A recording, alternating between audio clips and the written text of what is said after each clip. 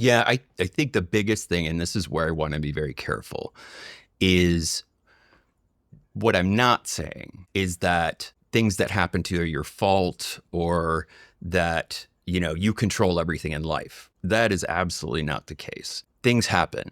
They do. Good things happen, bad things happen. It's a matter of how do you want to respond to those things, whether they're good, bad, neutral. The question is how do I want to respond to this?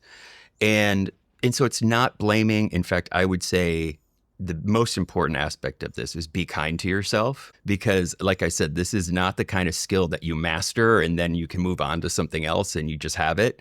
It's more like, trying to balance on a basketball. You never get a break, and the second you stop focusing on it, it starts to go away. Guest is Dr. Chris Gray, a consumer psychologist who spent decades decoding why we buy and how we connect. He's worked with global brands and built a reputation for busting sales myths and delivering no-fluff insights. But today, he's setting all that aside to share a quote that has quietly shaped how he sees the world. Tell us who you are and your favorite quotes or philosophy motto. Yes, I am Chris Gray, and I am the bichologist. I am a clinical psychologist turned marketer. I've been working in marketing for about 30 years. And my quote that I wanted to share with your audience today, it's not necessarily a quote. It's a saying that I learned a very long time ago and has really changed the way I live my life. And that is that life is always a choice and you always get to choose. And it has been a very powerful quote that I keep very close to my heart. And I have to remind myself of that all the time. Oh, life is always a choice. Is that what you're saying? Yes, life is always a choice and you get to choose. How long have you known this quote, or have you been living by this philosophy? Yeah. So I was 12 years old, believe it or not. And I was in seventh grade and I went to school in a very small school in rural Michigan. And in my school, the seventh graders in the spring, just before school let out, the seventh graders got to go to a summer camp for a week. And it was called Camp Rotary. It's in Clare, Michigan. So any Michiganders out there listening, you'll know exactly where that is. And there was a lot of mythology built up around this camp because every seventh grade class would go. And so you'd hear from the eighth graders like, oh, there's a lot of scary stuff you do, you better be careful. And it was kind of your typical summer camp. There was canoeing and archery and crafts and things like that. And on the last day of camp, we had to learn how to rappel. And rappelling is taking a rope and going down a very tall structure and learning how to do that correctly. And as we were all, anxiously lined up in front of this, what seemed like an impossibly tall water tower, each of us had to climb up this vertical ladder to the platform at the top of the water tower. And then the instructor would help you put on your harness and explain to you how to rappel. And you would have to turn with your back with your back away from the water tower, and then slowly lower yourself back with your feet on the platform until your legs were perpendicular to the platform. So you're just kind of hanging there. Yeah. And I was a little further back in the line. And so I saw each person kind of go up and then freak out. Some people were crying. Some people refused to do it. People were just anxious and just really upset. And it just made me even more anxious. And I just anticipated this being a horrible experience. And when it became my turn, I started my way up the ladder and I could just feel my heart pounding and I was sweating. And it was just, I was just convinced this was going to be horrible. And then something very weird happened. And I don't know where this came from, but I had this thought when I got to the top of the tower and I was standing on the platform. And I just thought to myself, I get to choose. I get to choose how this is going to go. I can freak out and be scared and have a miserable time, or I can make up my mind to have fun. And like I said, I don't know where that came from. Like, I'm so glad it did, but I don't know where that came from, that thought. But as it turned out, I chose to have fun, and I had an absolute blast. I made my way down, rappelled all the way down. And after everyone either went or refused to go, they asked if anybody wanted to go again. I raised my hand and I went back up and I did it again. And I just had so much fun. And it was a really eye opening experience for me as a 12-year-old. This idea that I could have chosen to make this miserable, but I chose instead to have fun with it and have a really good time and make great memories. And that has stuck with me my entire life. And it has led to some of the most amazing, incredible memories and experiences of my life. Wow. Wow. Was there a time when it felt as if life, like when it felt as if that quote wasn't true, when it felt as if life didn't offer you a choice? You know, it's always, I think there's many, many times in our lives when we don't have a choice about what happens to us, but we can always choose how we respond to things.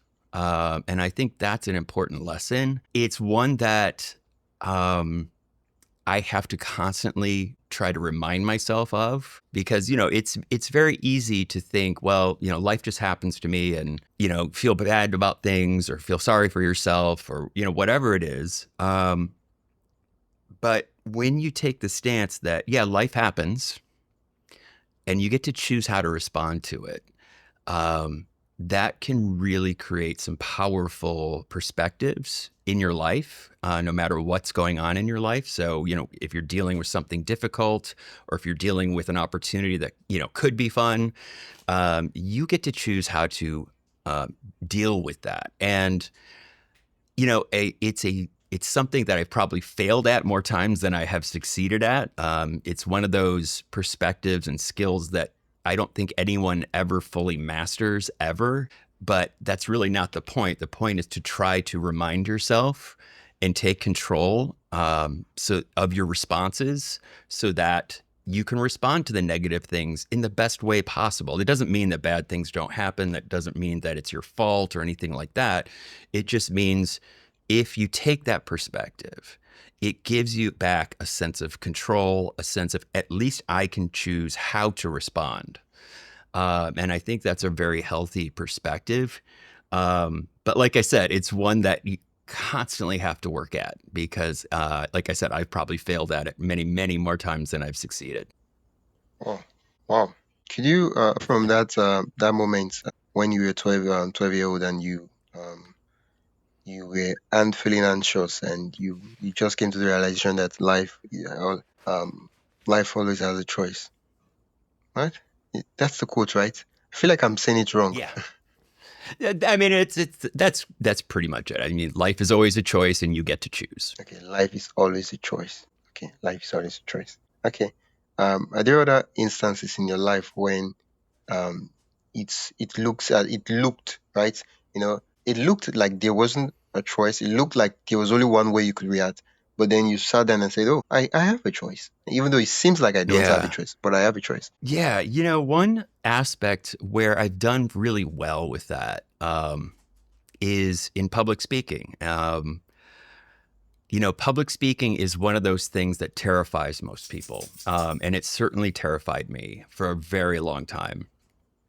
Um, And I remember I had a conversation when I was in grad school with a fellow student who we had this class where we had to give a 5-minute speech every other week or something like that. And I would just be a nervous wreck, and I would get up there and I would stammer and stumble over my words. But this woman Vicky, she would get up there and she was poised and she just was so put together and she made her point so well. And so finally, after a few weeks with her, I took her aside. I said, Vicky, how do you do it? Like I get so anxious and I'm so scared to do public speaking. And she looked at me and she said, you know what? So do I. But I just realized that it doesn't have to affect how I perform. It's just a natural part of the process. And that was another eye-opening moment for me where I was like, oh, that's right. I get to choose. And I literally chose to love public speaking. That didn't come naturally for me. I still get terrified. People around me, people that know me or work with me know that if I have a speech coming up, I'm going to be pretty anxious 24 hours in advance. And, I'm going to kind of be in a weird zone. But what I've learned is that is just a natural, normal part of my process, and that it doesn't have to affect how I perform. It doesn't have to affect whether I enjoy it or not. Anxiety is just a feeling, and what you do with that is up to you. And so you can let it take over, and you can, go on autopilot and say, nope, I'm never public speaking because it makes me anxious. Or you can say, you know what? Here's that anxiety. I acknowledge it. It's there. It's not going to go away, and it doesn't. But it doesn't have to stop me. And that's how I learned to love public speaking. Like I said, I still get super anxious. No matter how many times I speak. Um, but I just know that that's just part of my process, and I can acknowledge it and let it go, and let it just be, because it's just that anxiety is going to be there. And I can go in public speak, do a speech and kill it, all the while having that anxiety right there with me. Yeah. What's really really ironical is in this statement is the fact that sometimes uh, you might have a different a thought, right? You might have this thought that, oh, it's gonna go bad. Public speaking is not for me. It's not meant for me. It's terrible. Stuff like that. Series of thoughts just bombarding a person's mind, and yet you still climb the you step on the podium and you give the talk despite all those feelings. Yeah. Like you could basically say, I don't feel well today. Or you could call in sick and say, well, I'm not feeling well. I don't think I can give a speech. Right. And all the different excuses for not showing up. Believe me, I've thought about it before. Yeah, but but it's the fact that despite feeling the other way, you still do an action. And I think that it is the reason why a lot of persons feel that, okay, those who speak, they are not afraid, they're not anxious, because they speak, you're like, oh, they don't feel anxious, they're not so. Because if you feel anxious, we would expect that when you feel anxious, it should lead to an outcome of, okay, I'm not showing up, oh, I'm not giving the talk, oh, I stand on the stage and I'm like Yeah. shouting, oh, I'm scared, and stuff like that. Right, right. Right, exactly. Or yeah, and I think that's exactly it. Like, we think that anxiety looks a certain way, but anxiety is just a feeling. It doesn't necessarily come out in our behavior in any way if we don't want it to. We can deal with that anxiety in different ways. For me, it's I take a lot of deep breaths. I remind myself that, hey, this is just part of my process. It's okay. I'm still going to go out there and nail this speech, but this anxiety is going to be here with me. And it's just there. And I think, emotional reactions or responses are inevitable. Like, we can't make them go away. All we can do is learn how to deal with them. And I think it's really important to, sort of take a step back, take a deep breath, acknowledge the feeling, and then ask yourself, what memory do I want to create today? Because that's what I want to be committed to. And I'm not going to let this feeling dissuade me from that. Yeah. And I think when I've been good at it, which is, like I said, it's, I probably fail at it more times than not, but when I've been good at it, it really has worked. And it really is a very powerful way to live your life with control and feel like you're doing what you want in life. Yeah, most quotes, for some reason or another, they can always be subject to misinterpretation. So for me, the question I want to ask is, what are some misinterpretation one could have about this life is always a choice? Yeah, I think the biggest thing, and this is where I want to be very careful, is what I'm not saying is that things that happen to you are your fault, or that, you control everything in life. That is absolutely not the case. Things happen. They do. Good things happen, bad things happen. It's a matter of how do you want to respond to those things, whether they're good, bad, neutral. The question is, how do I want to respond to this? And so it's not blaming. In fact, I would say the most important aspect of this is be kind to yourself, because like I said, this is not the kind of skill that you master and then you can move on to something else and you just have it. It's more like, trying to balance on a basketball. You never get a break, and the second you stop focusing on it, it starts to go away. Yeah, So, there have been times in my life where I've mastered it. There have been many times in my life where I look back and I'm like, I didn't make the choice, yeah, and And so I think it's not about blaming. It's not about, what you should or shouldn't do. It's entirely up to you, how you want to respond. But everything's a choice. I know people who, I love to go like do daredevil kind of stuff. I love biking, hiking. I love, like jumping out of planes, whatever it is. And I know people who are like, oh my gosh, I could never do that. And well, you could. It's just, it's up to you. If it's not for you and it's not the kind of thing that you want to do, that's great. But if you're letting an emotion or anxiety or fear stop you from something that you might want to do, then that's different. You can say, I'm going to deal with this emotion differently. And then I'm going to go do what I want to do to create the memories of my life that will be, I'll have forever. And so I just want to be really clear that I understand that, things happen to people all the time. And, but even in those moments, we have a choice of how to respond. Yeah.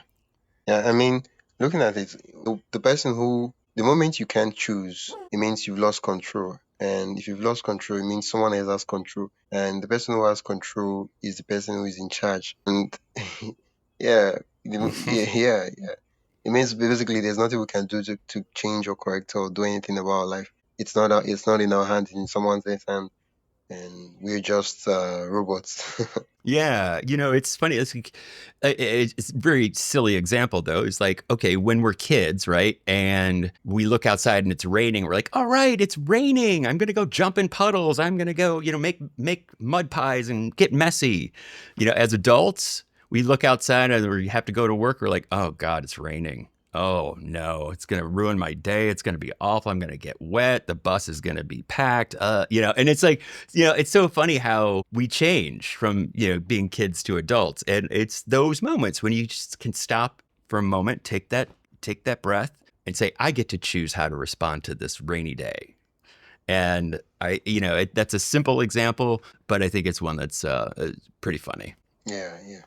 Um, uh, how do you apply this quote daily? Yeah, I think for people who are listening or interested, there are definitely some things that you can do to improve your ability and build that skill. But you have to do it forever, pretty much. So it is. I think the first thing is it's about self awareness, and it is being aware of your feelings to begin with. What am I feeling in this moment?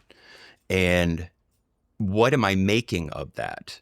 So if I feel anxiety or if I feel like my heart racing and I'm getting sweaty, like you can interpret that as fear and anxiety. You can interpret that as excitement. They're very similar feelings.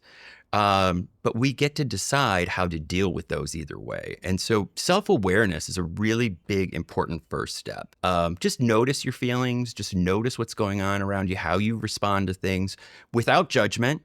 Be kind to yourself always. This isn't about shaming yourself or saying, oh, I should have done that. It's just noticing, just noticing. And once you start to do that and you start to notice these things, you'll start to notice patterns of what makes you feel certain ways. And then you can start to say, okay, here's that anxiety. What do I want to do next? Do I want this to stop? Or am I okay sitting with this discomfort for the purpose of doing something that I really want to do?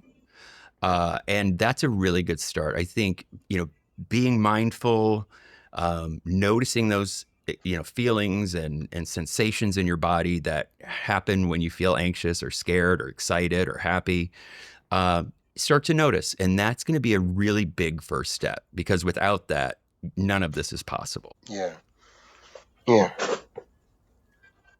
Uh, has there ever been a time where you had to uh, kind of like reinterpret or adapt these quotes? Yeah. Yeah, it's funny because like I said, it's one of those things that you constantly have to work at. You never get a break. You never get good at it. Um, you can just practice. Uh, you know, Many years ago, I decided that I was going to do this bike ride, right? Ride a bicycle. Only this bike ride was a 6-day bike ride over almost 600 miles. And it was from Fairbanks to Anchorage, Alaska. And I didn't even own a bike. I hadn't done long distance biking. I hadn't, and I was so terrified, to the point that when I finally did get a bike and I had to like go get it tuned up at the bike shop, I would almost have a panic attack walking into the bike shop because I knew there was no way for me to be smart or look good in the situation. I didn't know anything about bikes. And so, I was walking into this area where there's all, biking experts, and I was going to look dumb. And I think that's an important part of this as well, is never be afraid to look stupid. I mean, your life will be so much better. And again, it's something I struggle with all the time. I went to school forever. I have a doctorate in psychology. I'm very educated, but you're not smart at everything. You're not good at everything. And so if you want to expand your horizons, if you want to have new and exciting experiences, you have to kind of accept that you're going to look kind of dumb sometimes. And there's no way to look good when you're learning something new, because the first time sucks for everybody. Everybody, you don't just naturally, very few people naturally like pick up guitar and just start playing. No, you have to struggle through feeling stupid and learning chords and doing all that stuff. And if you're afraid to look dumb, if you're afraid to be vulnerable, then you're never going to have those experiences. And again, it's one of those things that I have to constantly remind myself of, because, I have this natural tendency to want to be smart and want to look smart. And that never does me any good. Um, it's those times when I embrace like, hey, I don't know, Yeah. where I have kind of the best experiences. Yeah. And I mean, at that point in time, it's a choice to say, okay, the choice to learn, and now it's a choice to, oh, I know it all. You Yeah. can't teach me anything. I have a doctorate. What can you teach me? Yeah, right. I mean, believe me, there's plenty anybody can teach me. One of my favorite quotes is, I've heard it from, I don't know if you know Bill Nye, the science guy. He's kind of a TV personality scientist. He does a lot of like kids science stuff. But he has a saying that everyone you meet knows something you don't. Yeah. And it's one of my favorite quotes. I have the absolute joy of being a qualitative researcher, and so I get to meet a lot of people who are very different from me. And one of the best things about that is I get to have conversations. I mean, it's like being a podcast host, right? You get to have these amazing conversations with people who are very different than you, and you get to learn from each other. And I just love that process. But you have to, I've basically made a career out of being the dumbest guy in the room, because in order to be a qualitative researcher, you have to ask a lot of questions, Yeah. and you have to accept like, hey, I don't know what your perspective is. I may think I know the subject, but I don't know what you think about it. Yeah. And so I'm going to find some ways to learn from you what you think. It doesn't mean that I necessarily agree. It's just I want to learn. I want to learn about you. And those moments are really fantastic when you can find a connection with somebody who's very different. Yeah.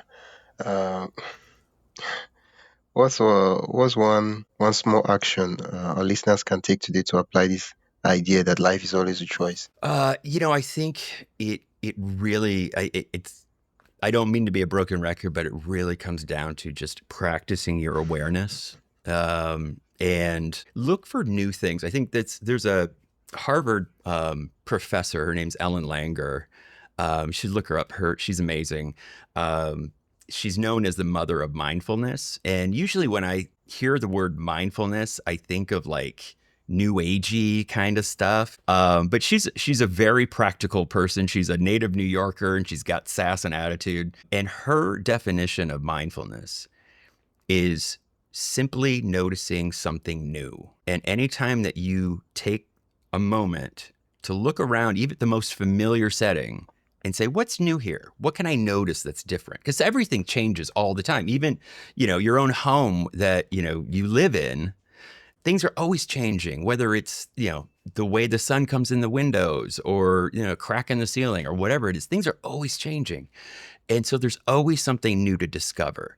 And when you take on that attitude of there's always something to discover, you have more self-awareness, you're more aware of your surroundings, more present, and that gives you the ability to start to notice things in yourself and things in others that you can then choose to respond to. So, really mindfulness becomes a very important part of how to go about this. Thank you so much, Dr. Chris Gray, for sharing one of your favorite quotes with us and how it has really, really shaped and influenced you. Where can listeners It is learn more about what you do and your work? Sure.